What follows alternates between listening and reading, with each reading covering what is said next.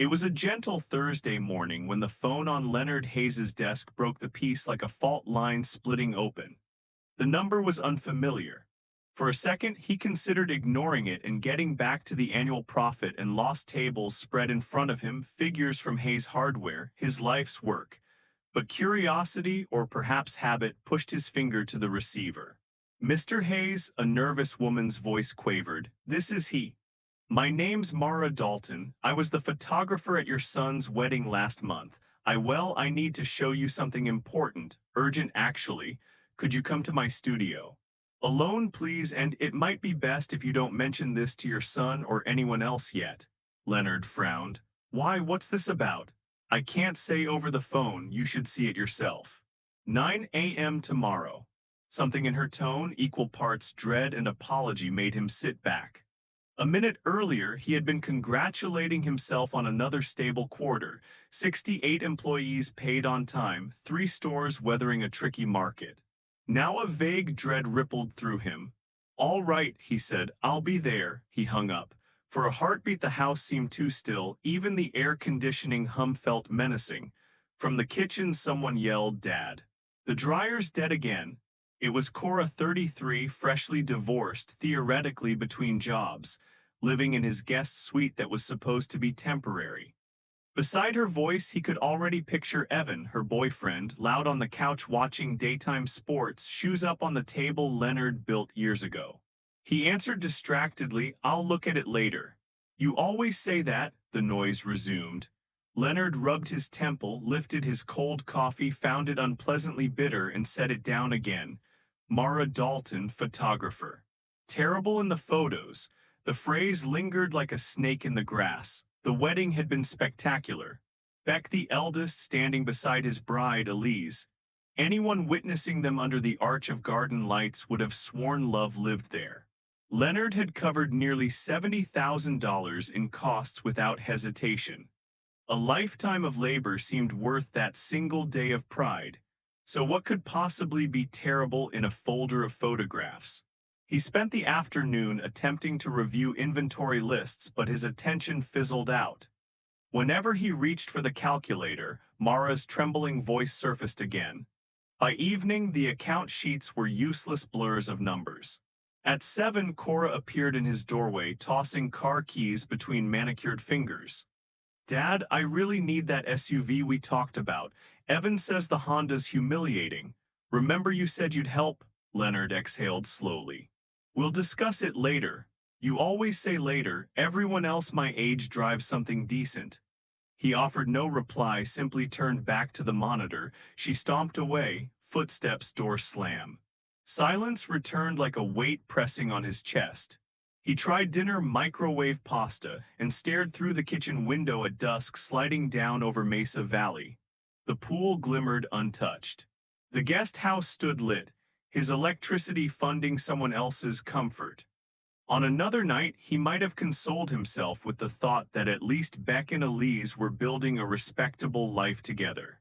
The thought didn't give comfort anymore, it gave questions. What if Mara showed him nothing at all, or worse, what if she showed him something that couldn't be unseen? Night spread through the rooms thickly.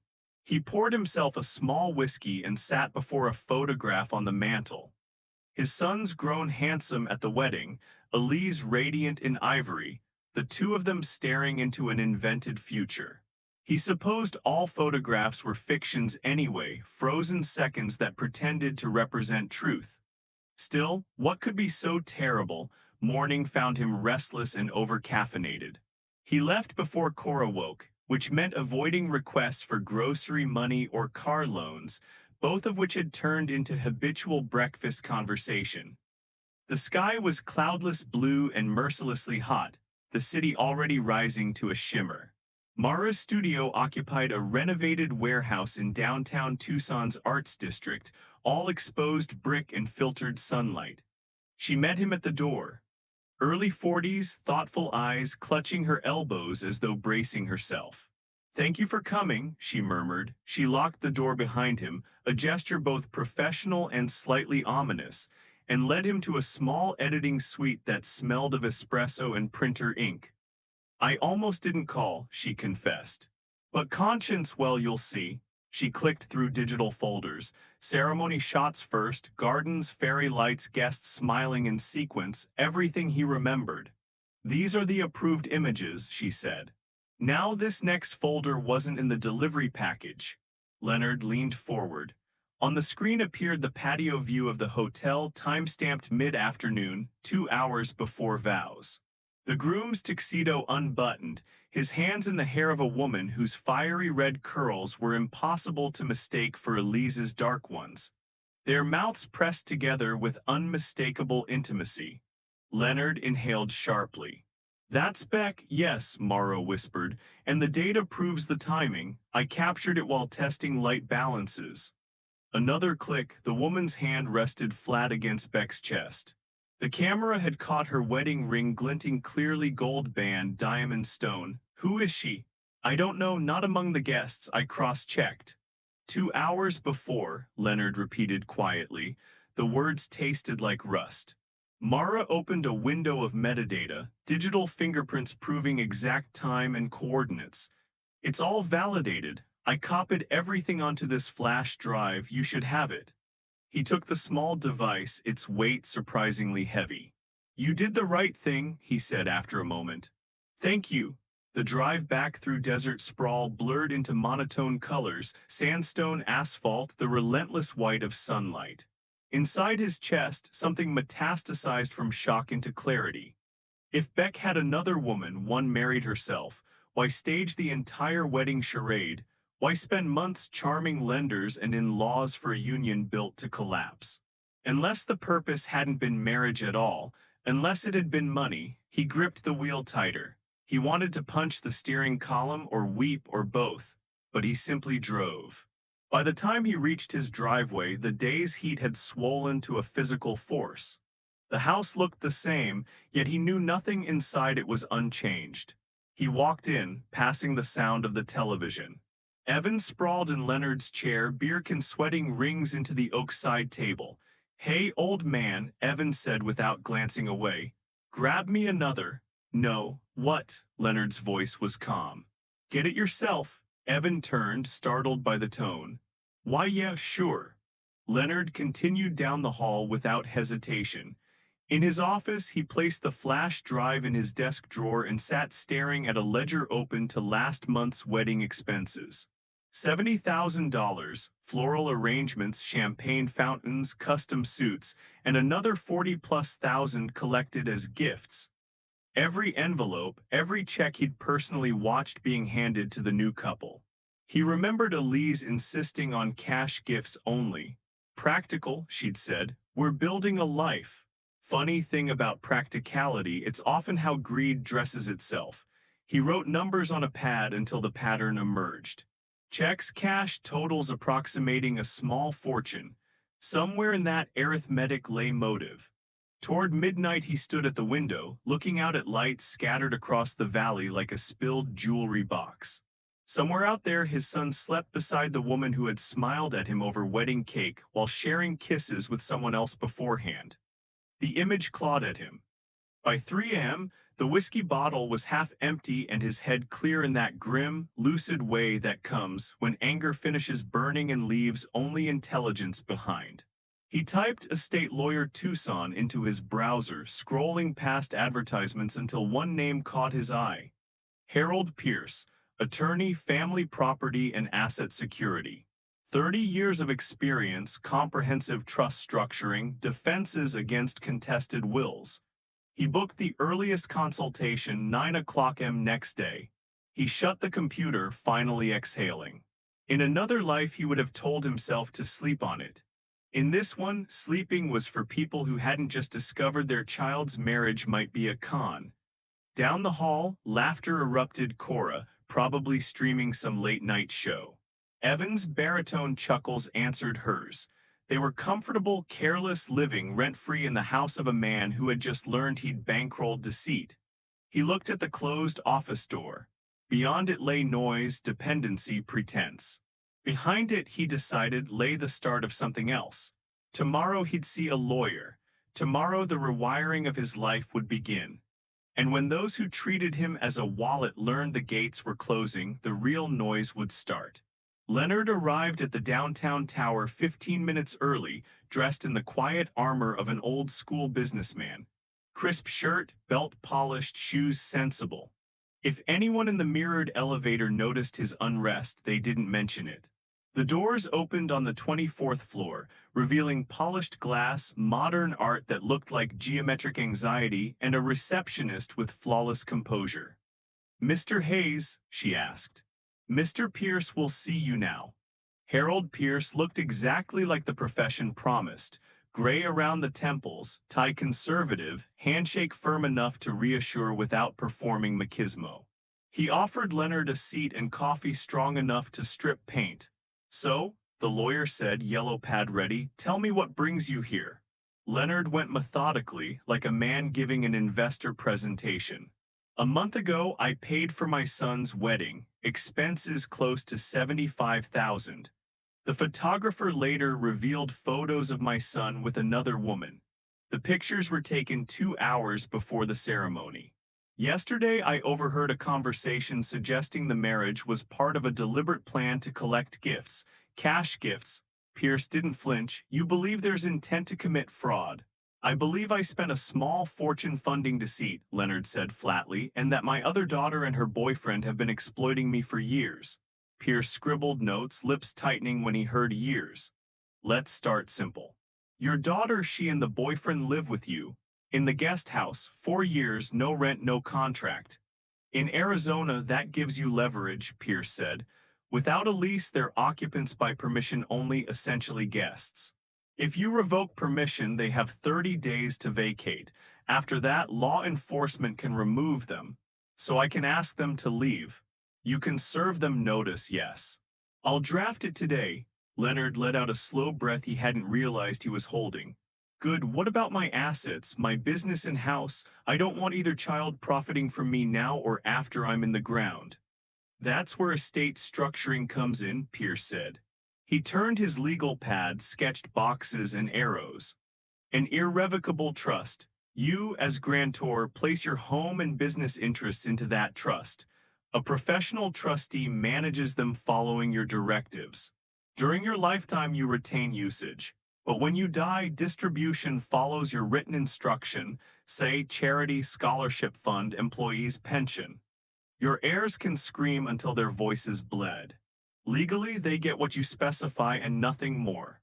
Leonard studied the simple diagram, arrows and compartments, each wall a barrier between him and those who treated him like an ATM. "Can they contest it?" Pierce smiled thinly. "People can contest the sun rising. Doesn't mean the court agrees. A properly executed trust signed while you're demonstrably competent, nearly unbreakable." "How soon?" "I can have drafts within 48 hours. You'll sign the engagement today, total fees around $8,500, including eviction filings and trust creation." Leonard didn't even blink. "Do it." Pierce opened a folder. "Before we proceed, one caution.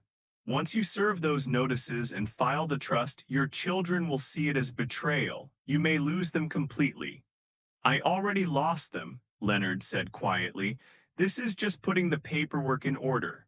Driving home across the white-hot sprawl of midday, he felt something unexpected. Not guilt, but equilibrium. For the first time in years, the horizon didn't lean toward obligation. It stayed still, straightforward, attainable. The house waited, sullenly familiar. Evan's car squatted in the driveway like an accusation. Inside, the smell of takeout hung in the air.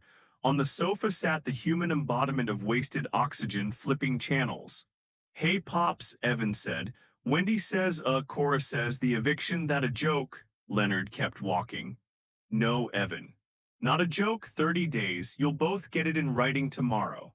Evan barked an incredulous laugh. "You serious? We're family." "No," Leonard corrected, setting his briefcase on the hall table. "Your long-term house guest whose reservation just expired." Evan puffed up, but Leonard's stillness froze whatever speech he'd prepared. He retreated toward the guest house, muttering about respect. Upstairs, Cora's door slammed minutes later. The performance of outrage began. Leonard sat at his office desk and reread the signed engagement papers. Eviction notice preparation Friday, it read at the top. The words had the crisp finality of chiseled marble. On the desktop sat Mara Dalton's flash drive. He inserted it, scanned the folder tree with methodical detachment until he found the photograph again. Beck's hands in a stranger's hair. The timestamp glared like a red alarm. He picked up his phone, opened contacts, hesitated over his son's number. Then he set the phone down. There would be time for confrontation later once the fortress walls were built. For now, documentation. That evening he made dinner precisely for one. Silence had texture. He discovered it tasted like iron and relief combined. At 8:30 the front bell rang. Beck stood there, Elise beside him, radiant as ever, all polished surfaces and curated warmth. "Dad," Elise chirped, kissing his cheek as though affection were still currency. "We were nearby, thought we'd drop in."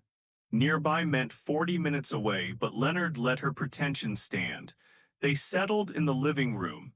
Beck picked idly at the cufflinks his father had given him as a graduation gift. "So," Elise said brightly, "we found the perfect townhouse in Catalina foothills. 4 bedrooms, pool, great schools one day when well eventually. Markets moving quick," so she let the sentence dangle like bait. "How much?" Leonard asked. "Only 40,000 down," Beck said. "Not much really, considering what you spent on the wedding." Leonard's fingers tightened on the arm of his chair. 40,000, he repeated, as if testing each syllable for poison. "Dad, we'd pay it back, obviously," Elise added with theatrical sincerity. "Think of it as an investment in our stability." He looked at them, his son carefully casual, his daughter-in-law practiced to perfection, and saw negotiations, not family. "Let me think about it," he said. "Don't take too long," Beck said quickly. "We're at risk of losing the place." When they left, Leonard remained in the doorway watching their tail lights vanish. The echo of their confidence hung in the quiet hall. They assumed he'd say yes. They always assumed. Dawn came pale and resolute. Leonard drove downtown again, signed preliminary trust forms, paid deposits, and returned home before anyone stirred. In the mailbox lay nothing yet, but by late morning a courier would deliver documents with the embossed seal of Pierce and Associates, thin envelopes that would detonate his domestic peace. He spent the waiting hours packing boxes. Not his own, but theirs. Cora's abandoned shoes, Evan's flannel shirts, stray chargers, and unwashed mugs. He stacked everything neatly near the door. Organization was civility's last expression. At noon, the courier arrived. Leonard signed the receipt, set both envelopes on the desk, and stared at them long enough for sunlight to crawl an inch across the wood grain. Then he picked them up and walked to the living room. Cora was perched cross-legged on the couch, scrolling her phone. Evan was explaining something about craft brew startups. They looked up, unbothered, expecting news of a family barbecue rather than eviction. "What's that?" she asked. "Official notice," Leonard said, placing the envelopes between them. "You have 30 days to vacate this property." Laughter turned to disbelief, disbelief to wounded theater. "You can't be serious." "I am. This is insane. I'm your daughter. You're also a 33-year-old adult who hasn't paid rent in almost half a decade. Time you started."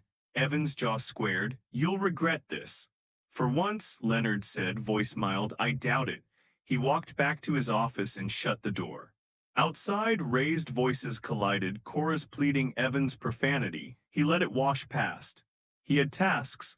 Call utilities, begin trust asset transfer list, email Herald confirmation. Each tick on the clipboard grew like another brick in his personal fortress. Night again. Through the thin desert air, the smell of dust carried like a scent memory of every bad choice he'd tolerated. Upstairs, muffled sobs. In the guest house, the crash of something thrown. He didn't care. His computer chimed a message from Pierce confirming receipt of bank statements and deeds. "You've officially started the process," the lawyer wrote. "In 3 weeks your estate will be locked down beyond challenge." Leonard poured another whiskey but didn't drink it. He placed it beside the signed trust draft as if offering a toast to boundaries discovered late but decisively. On the hall table, the wedding photo lay face down now. Maybe he'd keep it that way. The next morning brought reckoning in stereo.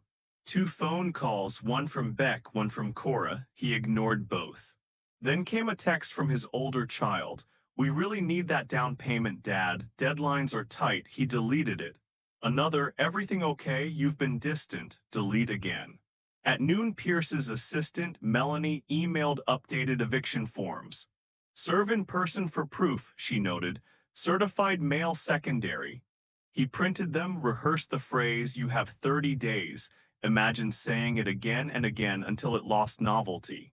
By the time evening arrived, Cora and Evan had retreated into whispered strategy upstairs. The quiet beneath it felt solid. He walked out to the pool terrace with a notebook, the desert wind tugging at his sleeves, and started to record details, dates, times, conversations, evidence. Not rage, but documentation. If they escalated, he'd need a record. When the horizon turned violet, he closed the notebook and, for the first time in years, realized the anxiety pressing his ribcage wasn't fear. It was adrenaline converting into agency. He was no longer surviving guilt, he was planning. And that planning carried him to sleep at last, dreamless, still composed.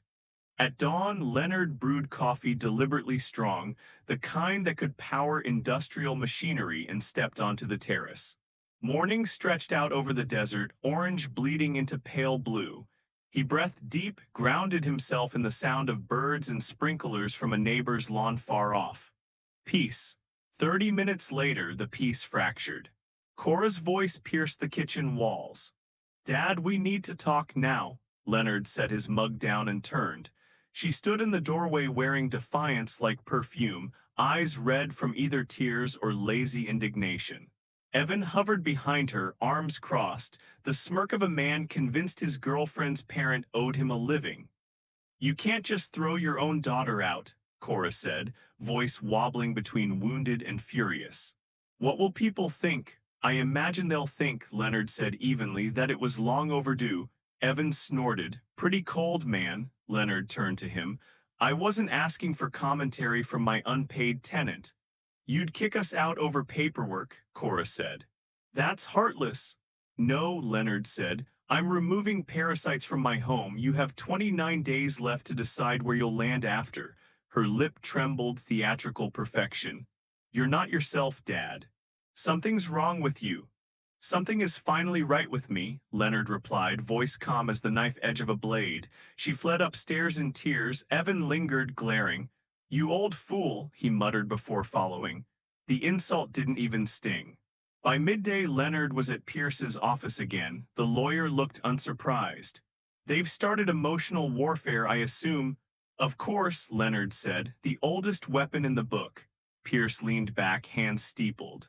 "You hold the legal high ground. Stay within procedure, document every interaction. You're not just defending property, you're building evidence." "Evidence of what?" Pierce smiled faintly. "Of boundaries." "Courts like boundaries." Leonard chuckled, the first genuine laugh he'd produced in weeks. "I can build boundaries, been doing that with drywall since 1982. They signed additional filings. Pierce reviewed progression on the trust. "The transfer team finalizes financial accounts by next Wednesday. Property titles follow by the weekend. Once everything's in the trust, no one can claim entitlement." Leonard signed without hesitation. It felt like chiseling his name into freedom's cornerstone. That evening brought a different front line, the neighborhood. Mrs. Hillman and her husband, longtime friends who'd attended both his children's graduations, appeared at the gate just before dinner. They wore uncomfortable concern. "Leonard," Mrs. Hillman began gently, "we've heard Cora isn't feeling well. She said the eviction stress has affected her heart." Leonard raised an eyebrow. "Her heart beats fine when she's yelling at me." Mrs. Hillman flushed. "I'm sure it's a misunderstanding." "So am I," he said, "but the misunderstanding ends in 28 days." They left flustered. Behind them, Cora peeked from an upstairs window, curtain twitching. Leonard watched her retreat.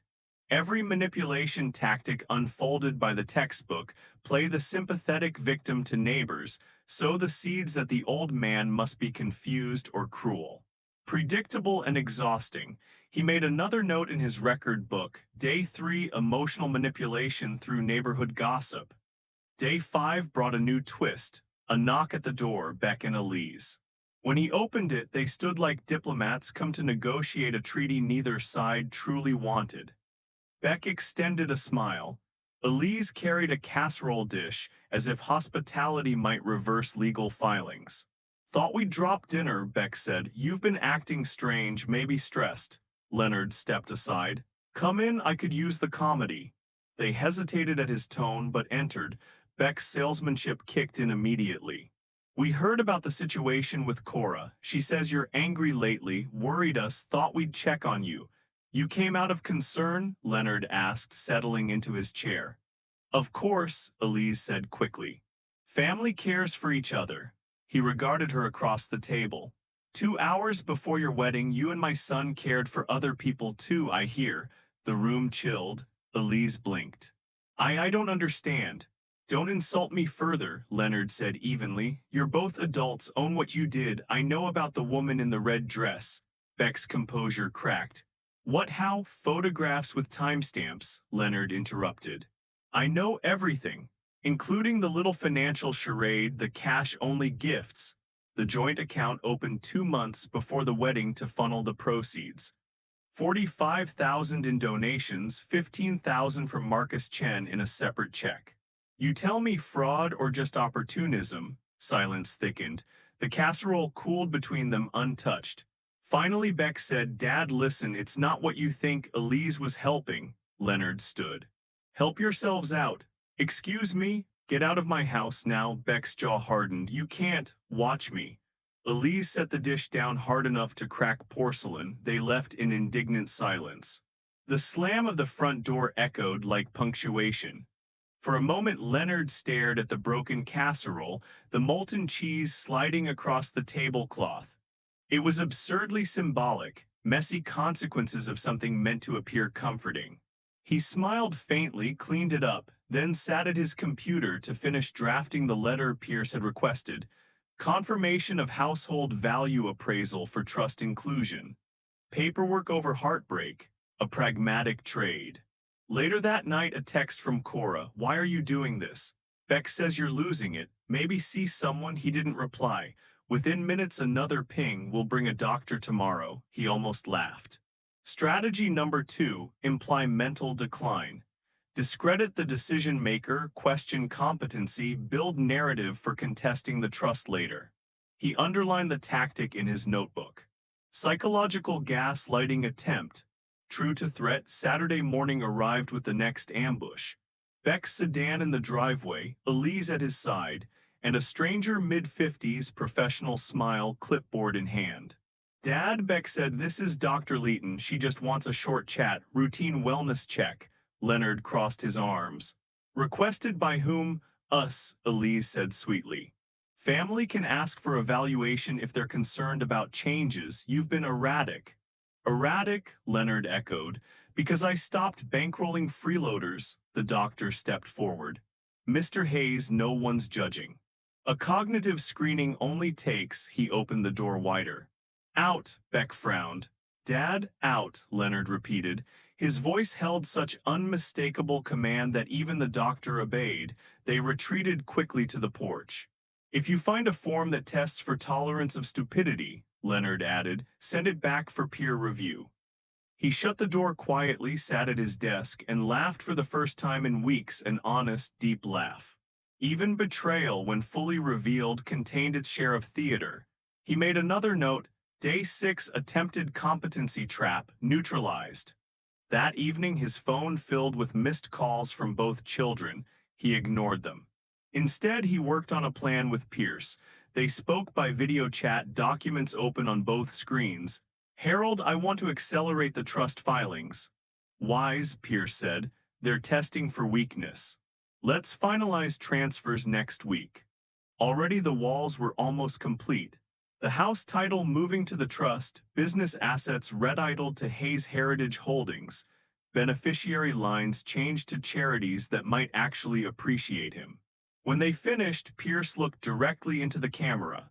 Leonard, once the ink dries, you owe no explanations. Don't feed the manipulations. I intend to feed only myself from now on, Leonard said. Pierce smiled. You'll find peace tastes odd at first, then addictive. Day 8. Cora intercepted him in the driveway, makeup flawless, tone repentant. Dad, I know we've been awful, I'm sorry. Evan's talking nonsense about lawyers. I told him we'd fix this. Leonard studied her face. The performance sparkled, eyeliner tears, trembling sincerity. She continued, if you just let us stay, we can pay rent. You set the terms. He deliberated for 2 quiet seconds before answering. Cora, forgiveness isn't a lease renewal, 22 days. The transformation was instant, sweetness dissolved into venom. Fine. Rot in this mausoleum alone, he nodded slightly. Happily, she stormed back toward the guest house. The screen door banged shut like thunder. That evening, Leonard ate in silence again, simple food, tangible peace. He flipped through Mara's photographs one last time, not out of obsession anymore but closure. The flash drive no longer represented pain, it represented proof, his turning point. He placed it inside a safe beside financial papers, closed the steel door, twisted the dial one satisfying click at a time. The act felt ceremonial, a burial at last for the man he'd been before he saw truth. Outside, the desert wind rose.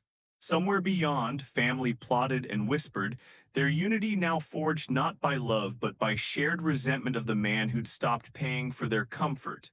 Let them conspire. The clock ticked nightly toward the eviction's conclusion. When the noise subsided, Leonard poured another drink but set it untouched beside his notebook. He opened to a fresh page, dated it, Day 8, silence acquired.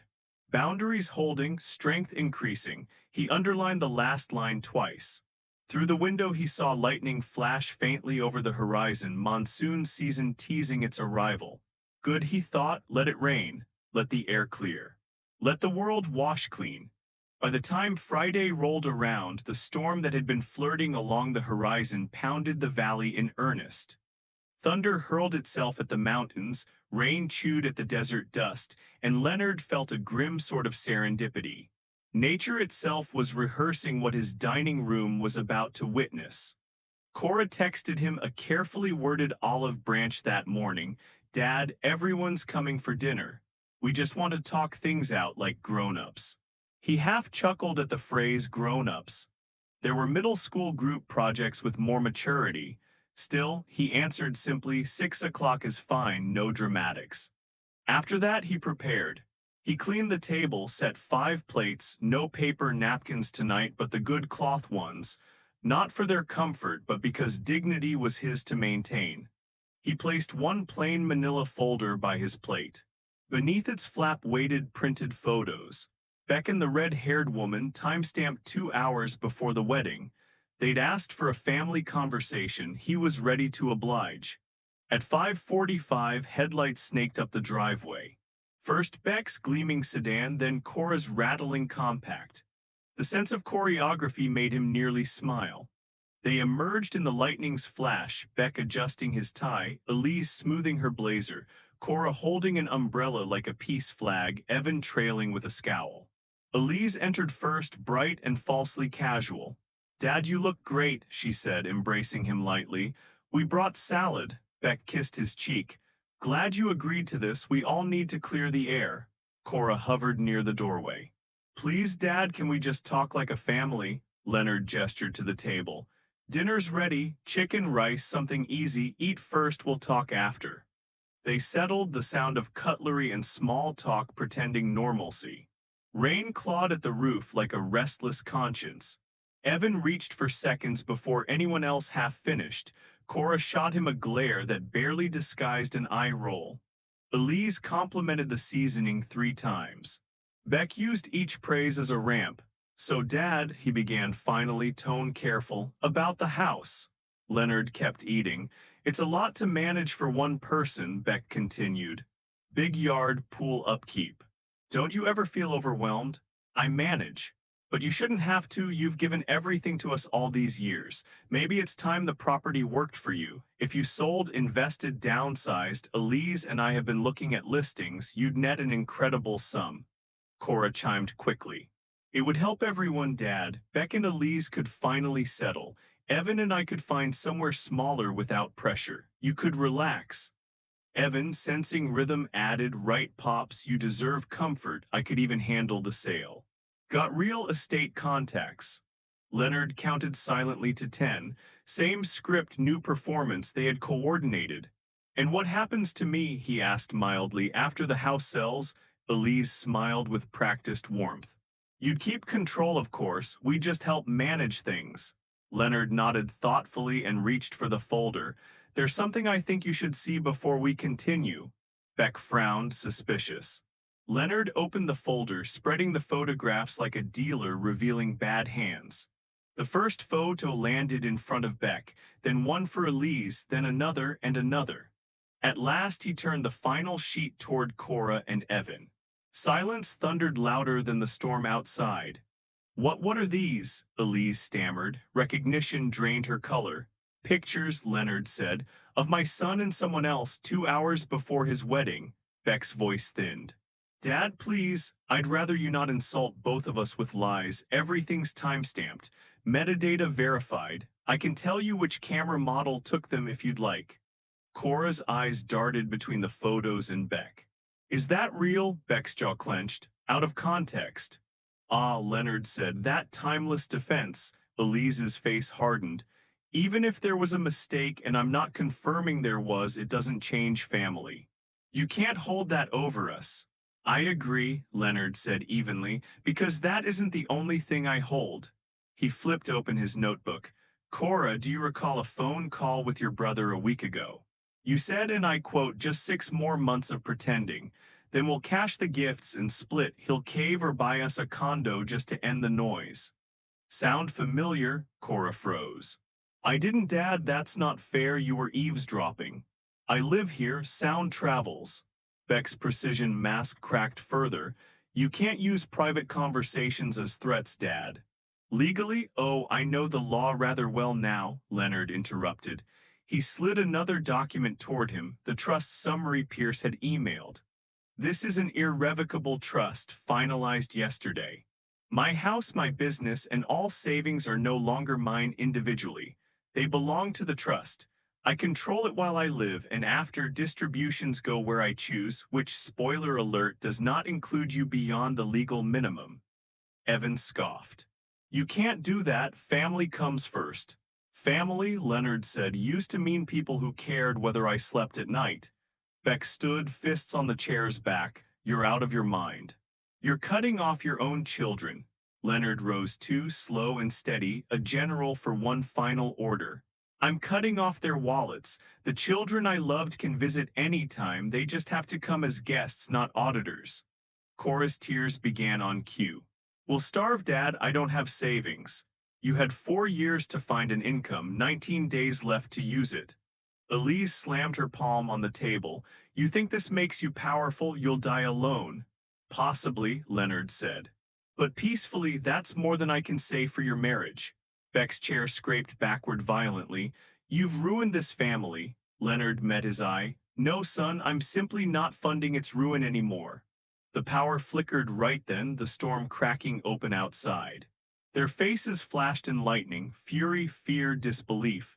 Then darkness again, then light, and everything looked honest at last. They left together, slamming doors. Tires spun gravel down the drive. When sound finally settled, Leonard walked to the window and watched rain drop in heavy slants. He had expected guilt. Instead he found quiet, not emptiness, just room enough to breathe again. He cleaned after them methodically. Folded napkins, stacked plates, wiped the table free of photo residue. The room smelled of roasted chicken and resolution. Then he sat and wrote. Pierce would need a full account of what transpired. He recorded every detail with the precision of an engineer describing stress tests. At the end, he added one line, underlined twice. Tonight I stopped being an accessory to my own exploitation. He slept better than he had in years. Morning arrived pale gold across wet desert. His phone buzzed Pierce. I read your report, the lawyer said. That took steel. What happens now? Now they'll retreat, regroup, attempt damage control. Maybe visit with apologies. Leonard laughed softly. Then they'll be disappointed. By noon the first ping arrived. Cora naturally. We shouldn't have yelled. Evan was just angry. Can we start over? Maybe stay until the holidays. Leonard typed only 2 words, 19 days, that would do. 18 days on the eviction clock. The trust stood firm. His house, his decisions, his peace. Yet he knew storms don't end quietly. They usually left one more clap of thunder. 18 days. The number echoed every time Leonard glanced at a clock. 18 sunrises until the property became entirely his again. Within those days, his household turned into a theater of small hostilities. The morning after the storm dinner, he woke to the front door resting ajar and coffee grounds scattered across the tile. On the counter, a note in slanted handwriting. You'll regret this, old man. Family doesn't forget betrayal. E. Evans' handwriting. Leonard stared at it a moment, then tore it in half, straightened the floor mat, wiped the spill. Ritual of reclamation. By mid-morning he had boxed every important document, the trust copies, the deed, the flash drive from Mara Dalton, and secured them inside his company safe downtown. His stores had never lied to him. Numbers and tools behaved predictably. People hadn't. When he returned that afternoon, the atmosphere was unnaturally tidy. He walked through rooms that seemed recently staged, as if trying to erase unpleasant memories. Upstairs, the guest house blinds were drawn. He knocked once, twice. Cora emerged finally, clutching tissues. Evan got upset this morning, said stupid things. That he did, Leonard said. He left a note promising revenge. I can't control him, he's under stress. So am I, Leonard replied evenly, yet I manage not to vandalize kitchens. I didn't mean for things to get like this, she said. Can't we just calm down? He studied her posture, the quick dart of her eyes toward her phone. She wasn't negotiating peace, she was scouting information. You still have 17 days, Cora, he said quietly. Use them to plan something better than scams. Her face hardened. You'll die alone. Maybe, he said, but in my own house. He closed the door softly and for the first time felt nothing resembling guilt. Detachment, clean and almost exhilarating. 2 mornings later, he found a brand new creation on his windshield, a cheap, optimistic business proposal printed in Evans' bold font. Hayes Family Brew Works proposal, startup capital required, $50,000 repayment, 5 years at 5% interest benefit, family partnership, legacy continuation. This solves everything. Leonard laughed so hard a neighbor turned to stare. He carried it inside, waited until dinner when they all gathered automatically, and set the paper on the table. No, Evan frowned, you didn't even look. No, Cora tried, sobbing.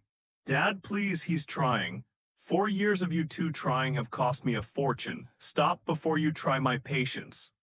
They stared, stunned at the finality, then whispered accusations the rest of the evening. Leonard ate his pasta, collected his plate, and left them whispering to the walls. The next wave arrived, subtler spite disguised as coincidence. The coffee maker shattered, fridge door left open until the milk soured, television remote gone. He cataloged everything on his yellow notepad, evidence by date and hour. Pierce's words echoed, documentation beats confrontation. Day after day, his handwriting filled crisp lines. 9/11 broken coffee pot. 9/13 internet wires cut. 9/14 insults muttered loud enough for recording. By day 10, his anger had dried into a cool patience. Let them test how long generosity took to turn silent. On the 10th day before the deadline, a familiar car pulled up, Beck and Elise again, brandishing politeness like a weapon. They entered with a cake box and matching smiles. Dad, we'd really like to make peace, Beck said. We were all upset. Leonard folded his arms. Interesting model of peace, bringing dessert instead of honesty. Elise handed the cake over. We thought it might remind you of the good parts of the wedding. Oh, the good parts, Leonard mused. Before or after the infidelity folder, she flinched. Beck tried to steady the conversation. Look, Dad, these fights aren't helping anyone. Let's talk long term. Maybe we can help manage your business until you're ready to retire. Keep it in the family. Which part of the family, thieves, cheaters, or freeloaders? Beck's expression hardened. That's unfair. I know, Leonard said.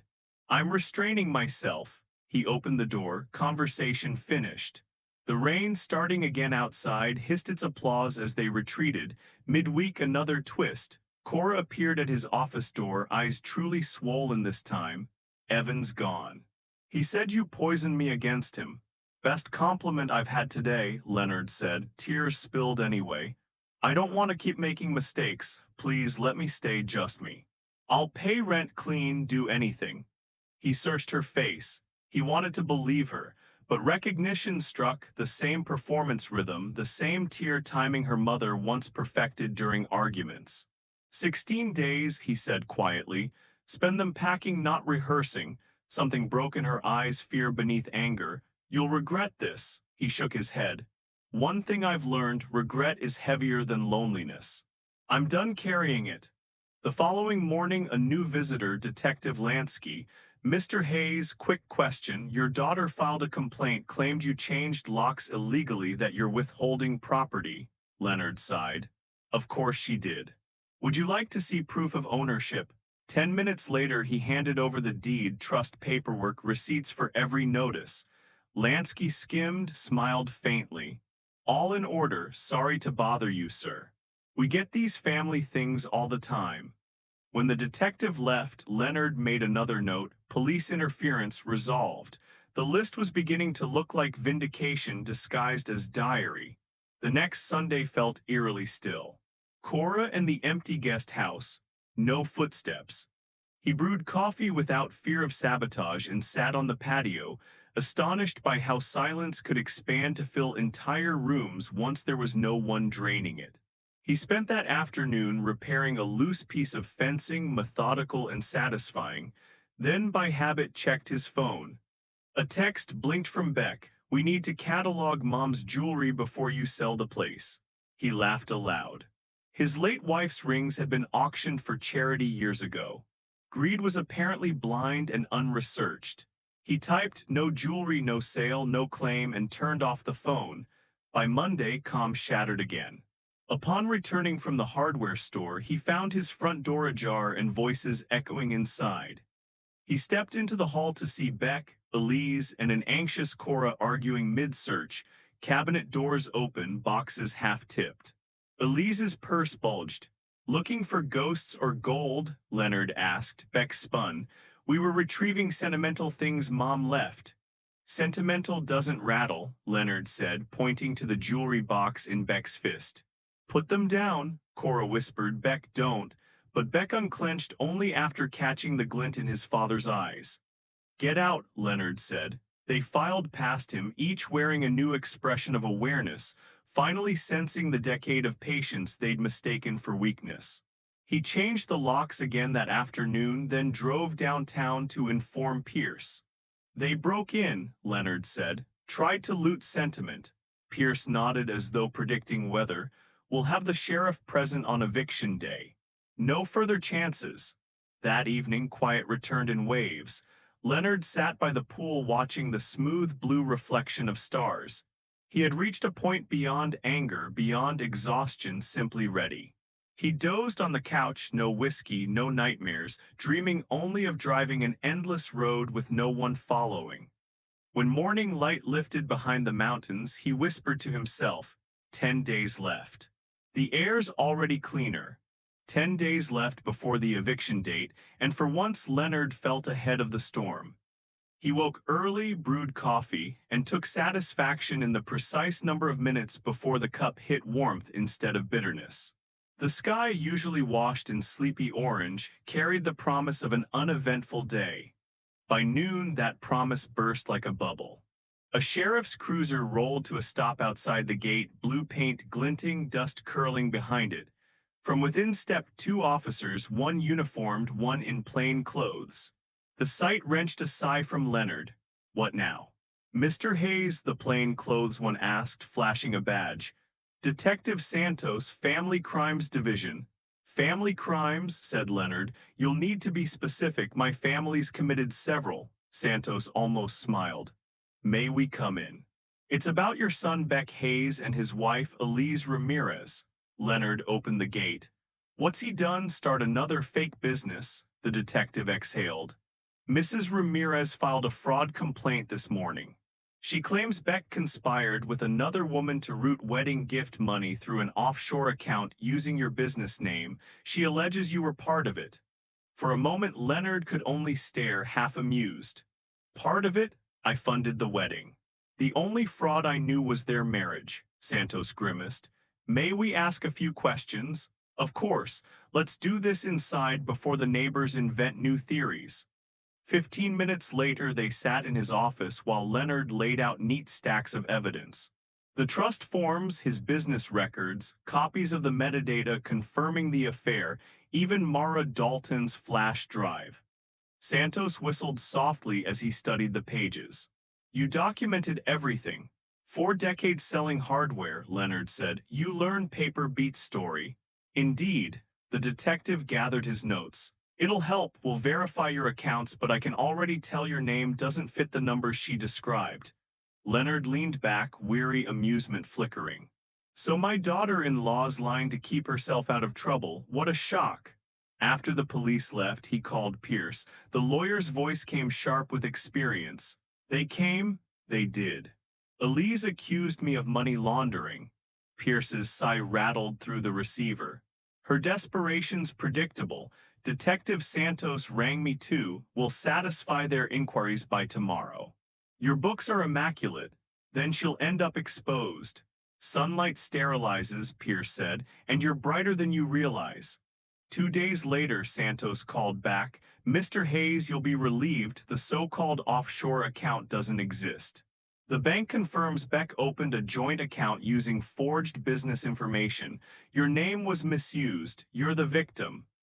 I could have told you that faster and cheaper, Leonard replied dryly. Santos chuckled. We might need a testimony soon. Beck's facing charges for corporate misuse and wire fraud. Elise withdrew her statement this morning. Apparently her own infidelity surfaced. Leonard found himself laughing, not spitefully but from exhaustion. Poetic symmetry. The scandal rippled faster than telephone lines. By afternoon, the neighbors had painted fantastical versions, that he'd stolen from his son, that Beck was an undercover FBI agent, that Elise had run away with a photographer. Leonard found the rumors oddly entertaining. Let them talk. Gossip was cheaper than therapy. At home, he poured a drink, sat at the kitchen table, and wrote a statement for Santos, concise dates, copies of transactions, no embellishment. Precision was cleansing. When Cora burst in that evening, phone in hand, he was ready for the noise. Do you know what people are saying? Beck could be arrested because of you. Leonard didn't look up. Because of his fraud, Cora. Words matter. He's family, so are you. You've just forgotten the definition. You hate us. Hate requires passion. I only have paperwork left. Her hands dropped to her sides, shaking, powerless. She left without another word, only the sound of the screen door clattering shut. A local online news blurb titled Hardware Heir Under Investigation landed on his employee bulletin by morning. Colleagues texted reassurance, commiseration, gossipy interest. Leonard responded to none, but he wrote a short internal memo instead. To all staff, any media questions regarding personal family matters should be directed to our legal representative.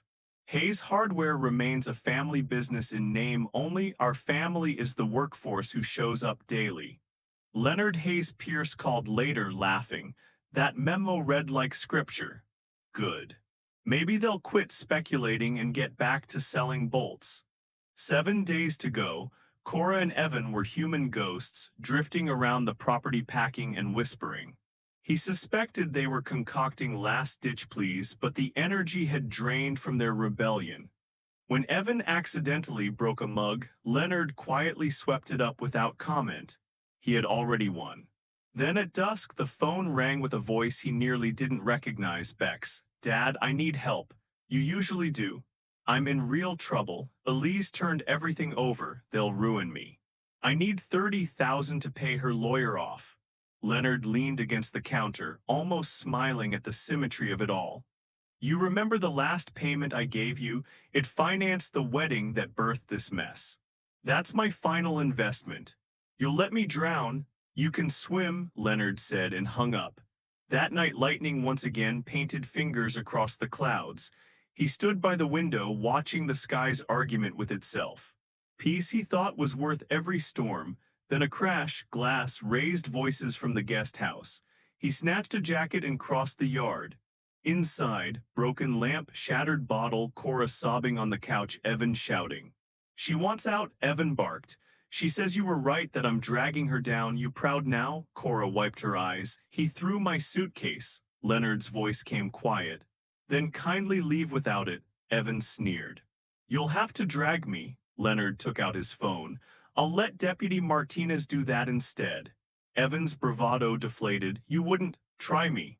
Within minutes, the man stormed out into the rain, tires screaming as his car fishtailed down the street. Cora stayed on the floor, trembling. Leonard crouched beside her. Through the tears, he saw not a conniving adult, but briefly his frightened little girl. Compassion stirred, but he kept it measured. There's a motel on East River, he said softly. Tell them I sent you. I'll cover one night. After that, you're on your own. She nodded, half sobbing, half thanking. In seconds, she was gone. When silence returned, Leonard righted the lamp and whispered to the empty room, "Goodbye, kid." Back inside, he documented everything: time, incident, police readiness if needed. Each entry made him lighter.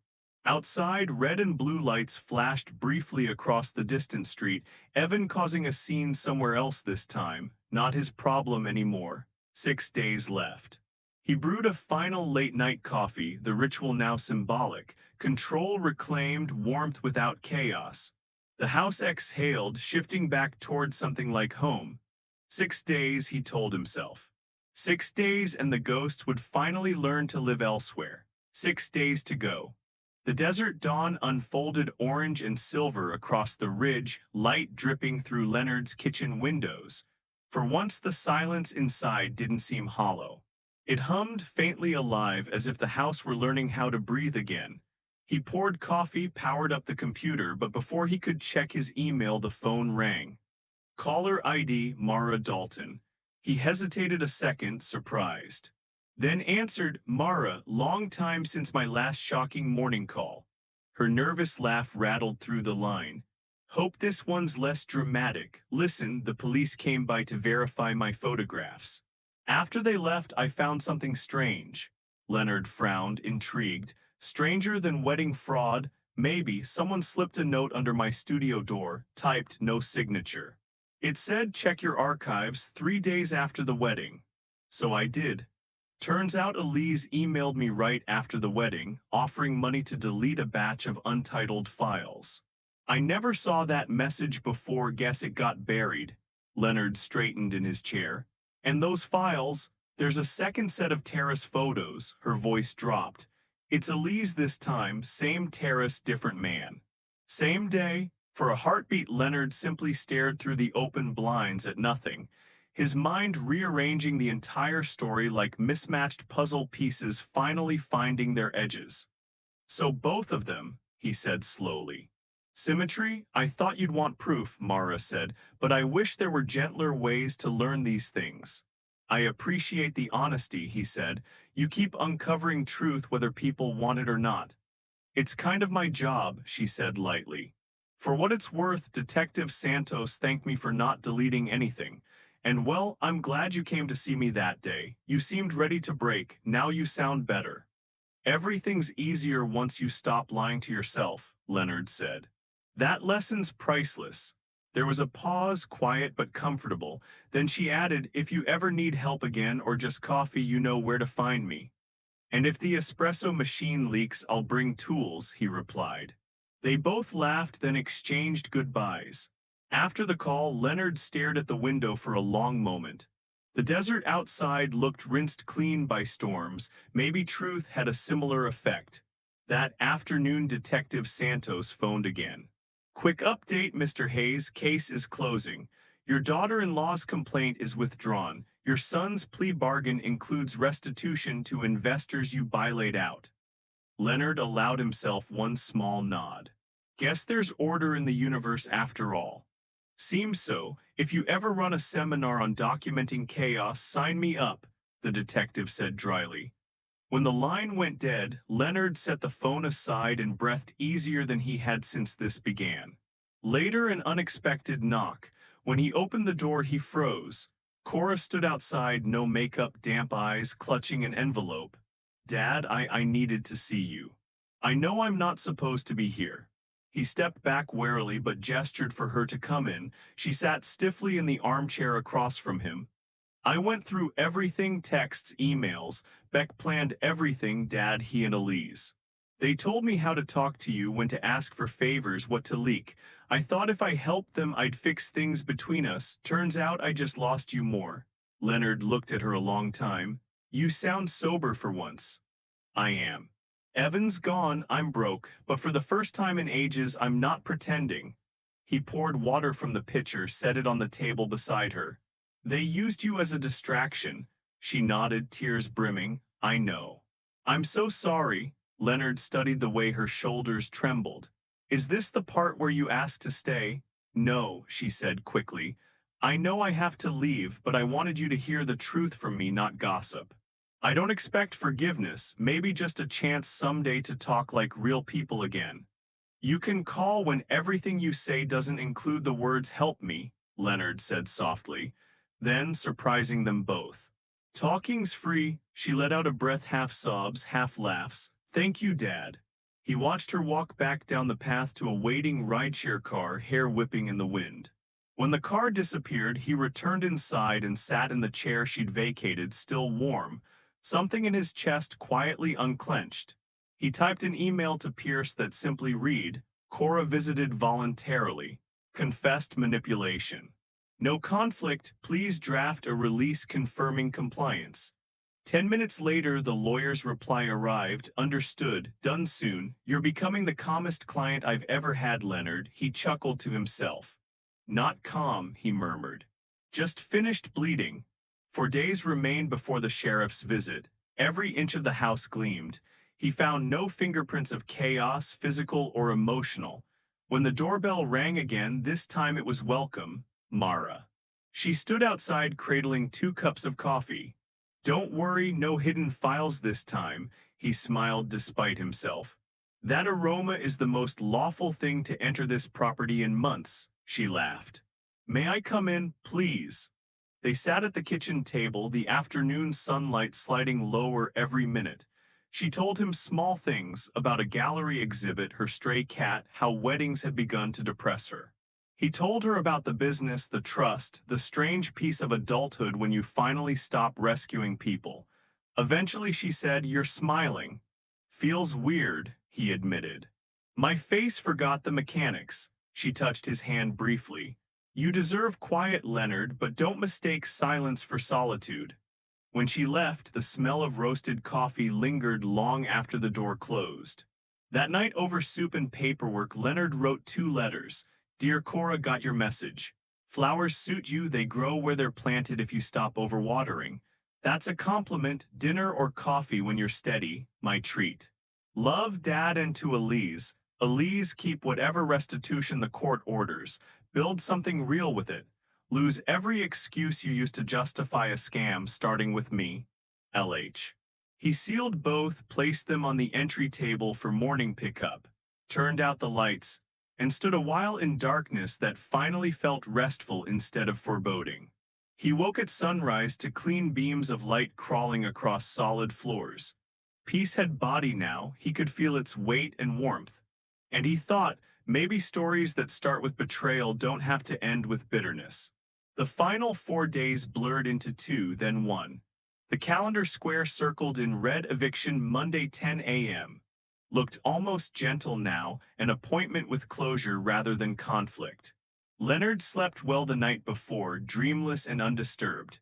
He rose early, dressed neatly, brewed coffee strong enough to announce authority. Then he unlocked the front door and stepped onto the porch as the sun hooked over the ridge. At 9:58 a.m., a county sheriff's cruiser rolled to a stop at the gate. A second car followed, Pierce's dark sedan, punctual as clockwork. Leonard smiled faintly. Lawyers and deputies, the only cavalry left that respects paperwork. Sheriff Martinez climbed out, sturdy, kindly eyes assessing the house as though gauging a patient who'd endured enough surgery. Pierce walked beside him carrying a folder as crisp as a judge's robe. "Morning, Mr. Hayes," the sheriff said. "We're right on time." "You always are," Leonard replied. "They're late." The words hadn't finished echoing when the sound of a rickety car engine broke the calm.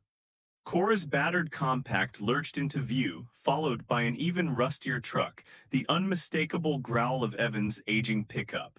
They came to a sloppy stop halfway up the drive. Cora's face was pale. Evan looked ready for a fight he couldn't possibly win. Cora stepped out first. "Dad, what is this? You brought the sheriff." He leaned against the counter, laughing. "I'm retired." "Retirement isn't hibernation. You've got patience, tools, and stories. That's all a teacher needs." Her tone softened. "And maybe purpose." He looked toward his workshop window where dust motes hovered in light beams like lazy sparks. "I'll think about it." "Do," she said, patting the box. "Orientation's this weekend." Then, with her familiar teasing smile, "Don't make me send a summons." When she drove away, he stood staring at the flyer for a long minute.